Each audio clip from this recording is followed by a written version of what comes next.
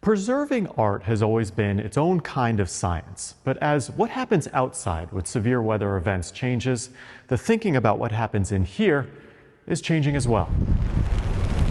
If one were to imagine the perfect kind of day to spend inside a museum, it would look something like this. But because of climate change, there's a rush to make sure the history inside our nation's museums doesn't become history as well. How does the environment impact a room like this? This room is actually pretty sensitive to environmental changes. I wanted to better understand what's at stake for museums, so I met Mary Coughlin with the Corcoran School of Art and Design in Washington, D.C. This is one of a kind, right? I mean, this is the only one of this that exists. Exactly, so we lose it, we don't get a do-over. The room we're standing in is the Salon Doré, built in Paris in 1770, then moved to the U.S. in the 1900s. What is it about art for you that keeps you coming back? I think for me, art is our humanity. This entire room is a work of art itself, and preserving it is challenging for Mary Coughlin, especially as the weather outside takes more wild swings because of climate change. What's at stake in a lot of these places? Everything. I mean, truly everything. For decades, museums nationwide set strict, uniform standards for temperature and humidity.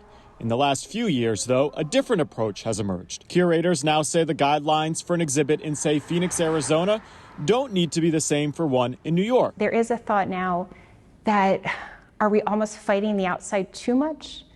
And especially in terms of climate, just knowing what is normal for your environment. Climate change is driving a lot of this, especially as museums deal with more flooding. There's obvious damage that can happen from floods, but there are not so obvious impacts too. Think of it like this. A lot of paintings are like sponges. Humidity or moisture cause them to swell up. Leave a sponge on your sink for the weekend, what happens? It dries out. Not a big deal for a sponge, but for a historical work of art. Swelling as it gets humid, drying out as it, as it desiccates, and that fluctuation can cause some damage. To deal with climate change, the Getty Center in LA is designed to close off air circulation in the event of wildfires. The Met in New York has an entire climate change security team. And the Louvre in Paris built off-site storage facilities on higher ground less prone to flooding. But those projects cost millions. The question that we are now facing in this reality is how does that trickle down to smaller and mid-sized museums? What can they do? Because they're not going to be able to have these massive construction projects that cost millions of dollars. Are you worried about those smaller ones? Totally. At the end of the day, this is about preserving history and adapting to changing environments, so priceless works of art are protected. This is the kind of thing people should care about. Why? People need to care about art because, again, it's really what makes us human.